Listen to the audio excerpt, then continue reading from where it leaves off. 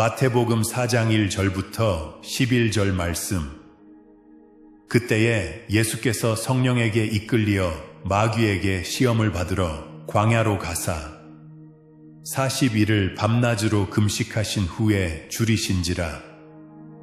시험하는 자가 예수께 나아와서 이르되 네가 만일 하나님의 아들이거든 명하여 이 돌들로 떡덩이가 되게 하라.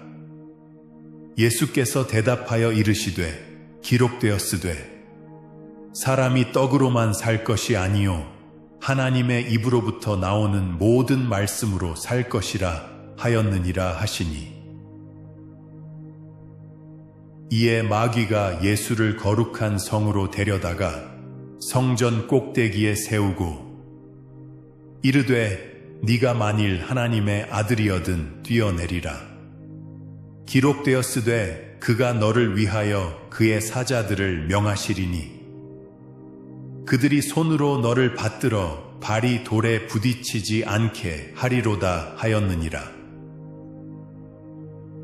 예수께서 이르시되 또 기록되었으되 주 너의 하나님을 시험하지 말라 하였느니라 하시니. 마귀가 또 그를 데리고 지극히 높은 산으로 가서 천하 만국과 그 영광을 보여 이르되 만일 나에게 엎드려 경배하면 이 모든 것을 내게 주리라. 이에 예수께서 말씀하시되 사탄아 물러가라. 기록되었으되 주 너의 하나님께 경배하고 다만 그를 섬기라 하였느니라. 이에 마귀는 예수를 떠나고 천사들이 나아와서 수종드니라. 지난주에는 예수님의 변화산 사건에 대해 말씀드렸습니다. 그 설교를 통해서 첫째는 하나님이 직접 말씀하셨듯이 예수님의 말씀을 들으라고 말씀드렸습니다. 그리고 둘째는 신비한 체험에 안주하지 않고 내려와 저자 거리에서 사람들과 더불어 살아가며 하나님의 영광을 드러내라고 말씀드렸습니다. 오늘은 예수님이 사역을 시작하기 전에 사탄에게 3가지 시험을 받는 장면입니다. 예수님이 성령에 이끌리어 광야에서 40일간을 금식하십니다. 40일 금식은 거의 초인적인 힘이 필요한데 불가능한 것은 아니라고 합니다. 다만 몸의 수분을 유지해야 하기 때문에 물은 마셔야 한다고 합니다. 그런데 광야에서 40일간 금식이라는 이미지는 유대인에게는 그리 생소하지 않습니다. 모세가 십계명을 받으러 시내산에 올라갔을 때 40일간 아무 음식이나 물도 먹지 않았다고 성경은 기록하고 있습니다. 그럼에도 불구하고 그가 내려올 때에는 얼굴에서 광채가 빛났다고 했습니다. 엘리야 선지자도 광야에서 죽기를 기다리다가 천사가 가져다 준 음식과 물을 먹고 기운을 차려 40일을 여행했다고 했습니다. 그러고 보니 지난주 변화산 사건에 등장했던 모세와 엘리야가 죽지 않고 하늘에 올라간 공통점 외에도 40일간 금식을 했다는 공통점도 있네요. 그래서 아마도 이 사건을 기록하는 마태도 또 그의 말을 듣는 유대인들도 이 광야에서의 40일에 대한 이미지를 머리에 떠올렸을 것입니다. First test. 네가 진짜 하나님의 아들이라면 떡을 만들어 먹으라. 사탄은 예수님의 능력을 테스트합니다. 그것도 네가 하나님의 아들이라면 이라고 시작함으로써 하나님의 아들됨을 정면으로 도발하고 있습니다. 글쎄, 그거 돌로 떡을 만들어 먹었다면 사탄의 도전도 이기고 배고픔도 해결할 수 있었지 않았을까 생각할 수도 있습니다. 그러나 그런 도전에 정말로 예수님이 돌을 떡으로 만들어 먹으셨다면 사탄이 졌다 그럴까요? 오히려 회심의 미소를 지었을 것입니다. 그럼 그렇지. 배 고프다고 내 말에 그렇게 쉽게 넘어가? 너 별거 아니네. 그러나 예수님은 사탄의 그런 도발에 말려 들어가지 않으셨습니다. 게임의 주도권을 잡으십니다. 예수님이 배고픔을 가지고 시험하는 사탄을 물리치시면서 사용한 신명기 8장에 또 40이라는 숫자와 광야가 나옵니다. 기록되었으되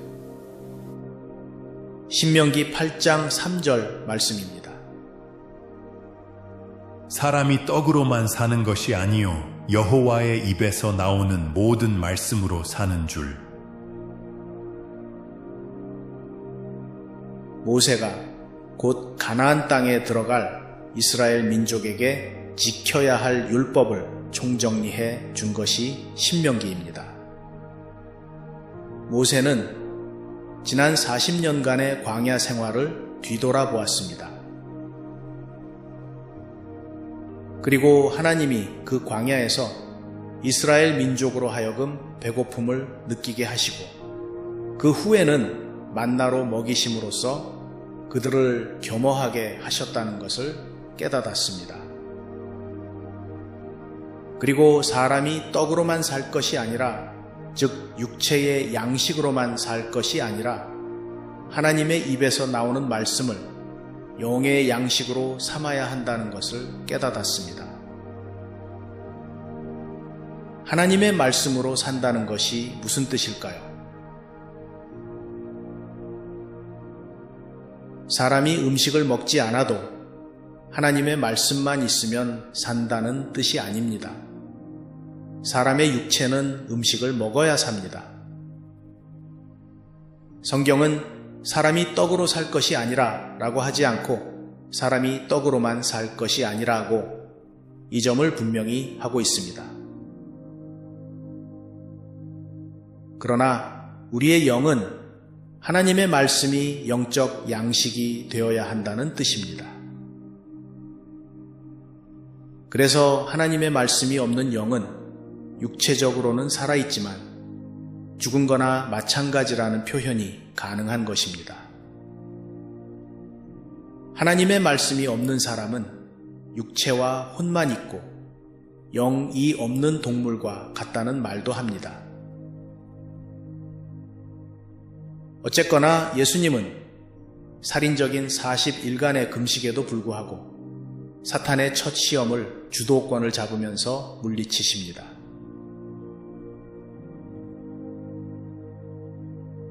두 번째 시험, 여기서 뛰어내려봐. 과연 성경에 기록한 대로 천사가 너를 붙들러 오는지. 사탄이 예수님을 시험하기 위해 인용한 성경은 시편 91장 11절 12절 말씀입니다. 그가 너를 위하여 그의 천사들을 명령하사 내 모든 길에서 너를 지키게 하심이라. 그들이 그들의 손으로 너를 붙들어 발이 돌에 부딪히지 아니하게 하리로다. 네가 사자와 독사를 밟으며 젊은 사자와 뱀을 발로 누르리로다. 사탄이 이렇게 생각했습니다. 네가 성경 말씀으로 나를 이겨. 그럼 나도 성경 말씀으로 도전을 해보지. 한번 뛰어내려봐. 성경에 보니까 천사들이 너를 받들어 발이 돌에 닿지 않게 한다고 써있네.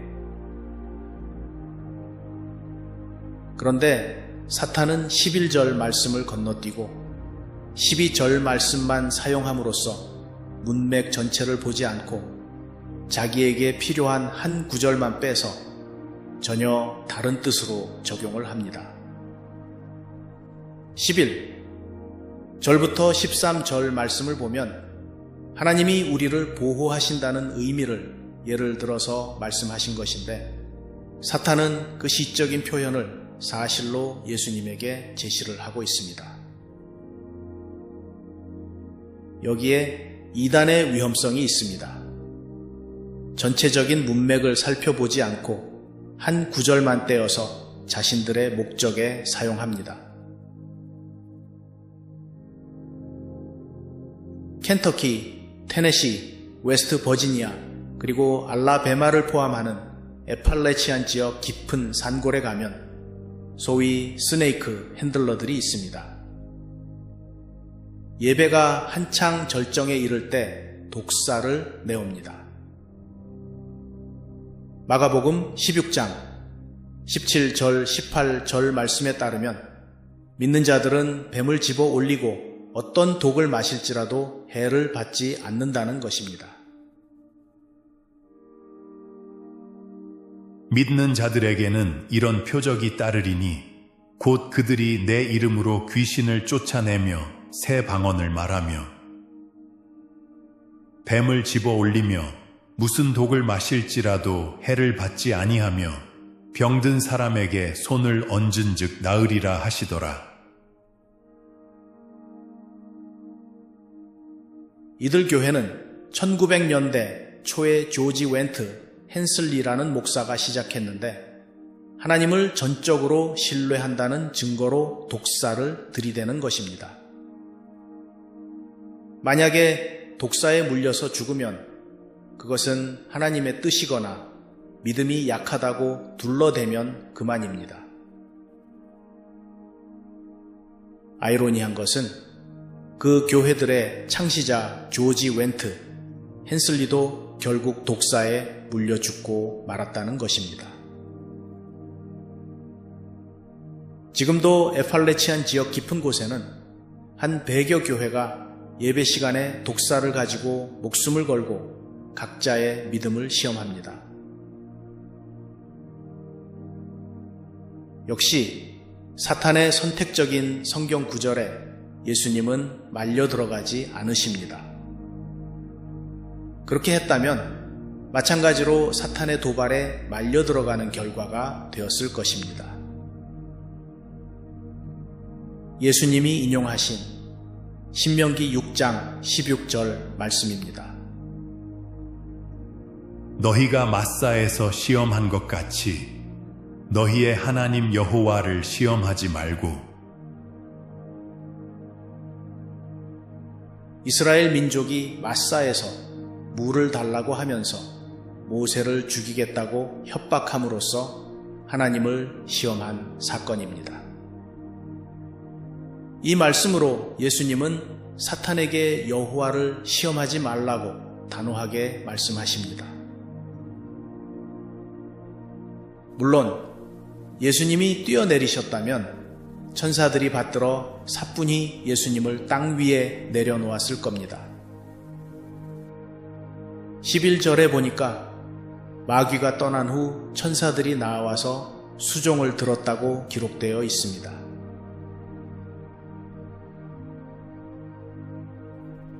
세 번째 시험, 나에게 엎드려 경배하면 천하 만국과 영광을 주리라. 물론 예수님은 이 역시도 성경 말씀으로 사탄의 유혹을 물리치십니다. 내 하나님 여호와를 경외하며 그를 섬기며 너희는 다른 신들 곧 내 사면에 있는 백성의 신들을 따르지 말라. 이 시험에는 상당히 중요한 신학적인 요소가 있습니다. 첫 번째는 이 세상의 모든 왕국이 당분간 사탄의 것이라는 사실입니다. 예수님도 이 사탄의 말에 반대하지 않으십니다. 바울 사도도 에베소서에서 이 사탄을 공중의 권세 잡은 자라고 부르고 있습니다. 지금도 마찬가지입니다. 우리는 아직도 공중의 권세를 잡은 자가 통치하는 이 세상에서 살고 있습니다. 이것을 이해하면 왜 아직도 이 세상에 악이 그렇게 가득 차 있는지가 이해됩니다. 왜 선한 사람들이 고통을 받고 악한 사람들이 잘 되는지가 이해됩니다. 두 번째는 예배 전쟁입니다. 전에도 말씀드렸듯이 하늘에서 예배 디렉터를 하던 사탄이 하나님이 받으시는 예배를 가로채려 하다가 쫓겨납니다. 그 후부터 예배 전쟁은 창세기 때부터 있어 왔습니다. 그리고 우리는 하나님과 사탄과의 예배 전쟁 한복판에 서 있습니다. 그런데 감히 사탄이 하나님 대신 자기한테 예배하라고 예수님을 시험하는 것입니다. 그러면 자기의 통치 아래 있는 이 세상을 다 주겠다고. 그러나 사탄은 또 실패합니다. 예수님은 예배는 하나님께만 드리는 것이라고 말씀하십니다. 그런데 우리가 눈여겨 보아야 할 것은 3번 다 예수님은 성경 말씀으로 사탄의 유혹을 물리치셨다는 것입니다. 우리도 시험에 들 때가 있습니다. 아니, 많습니다. 그럴 때 말씀으로 유혹을 물리치기 위해서 성경 말씀을 많이 아는 것이 중요합니다. 오늘 설교의 결론을 내리겠습니다. 사랑하는 성도 여러분, 오늘 우리가 들은 바와 같이 광야는 단지 배고픔의 장소가 아니라 영적 전쟁터입니다. 혹시 지금 원수가 여러분의 영혼의 거짓을 속삭이는 광야를 지나고 계십니까? 육체적인 결핍으로 괴로워하고 계시거나 혹은 예배를 타협함으로써 성공으로 가는 지름길을 택하라는 유혹을 받고 있지는 않습니까? 오늘 주님은 여러분이 성령의 검을 들기를 초청하십니다. 우리 구주께서도 기록된 하나님의 말씀에 의지하셨음을 기억하며 여러분 자신의 힘을 의지하지 마시기 바랍니다. 우리를 위해 굳건히 서셨던 주님께서 이제 우리 안에서 함께 하실 것을 믿으며 이 부르심에 간절함으로 응답하시길 바랍니다. 기도하겠습니다. 광야의 시험을 이기시고 우리의 대장 되신 주님, 오늘 우리도 인생의 메마른 땅에서 여러 유혹 앞에 서 있음을 고백합니다. 우리가 떡의 결핍에 무너지지 않게 하시고 하나님을 시험하는 교만에서 건져주시며 오직 주님만을 경배하는 순결한 믿음을 허락하옵소서. 우리 입술에 주의 말씀을 두시어 사탄의 속삭임을 끊어내고 승리의 노래를 부르게 하옵소서. 우리의 길이요 진리 되신 예수 그리스도의 이름으로 기도합니다. 아멘.